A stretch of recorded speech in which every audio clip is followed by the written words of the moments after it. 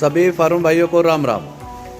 दोस्तों, आज की मेडिसिन टॉपिक्योर स्प्रे का इस्तेमाल आप ऐसी जगह पे कर सकते हैं जहाँ पे जानवर ने खरोच लगा ली है, चोट लगा ली है, कहीं पे घाव बना हुआ है, आपने एनिमल को खस्सी किया है, आपके एनिमल को एफएमडी आ गई है, या कोई भी ऐसी जगह है जहाँ पे आपको कीड़े पड़ने की संभावनाएं नज़र आ रही हैं। मक्खी मच्छर बैठ के वहाँ पे लार्वा दे सकते हैं, मक्खी मच्छरों से जानवर परेशान रहता है। ऐसी जगह पे, ऐसे घाव पे आप टॉपिक्योर का इस्तेमाल कर सकते हैं। दोस्तों, हमारा एक मेडिसिन ग्रुप भी है जिसके अंदर आपको विद इन 50 मिनट्स आपके सवालों के जवाब मिलते हैं। 15 मिनट के अंदर अंदर हम कोशिश करते हैं आप तक आपके सवालों के जवाब पहुँच जाए, मेडिसिन हेल्प पहुँच जाए।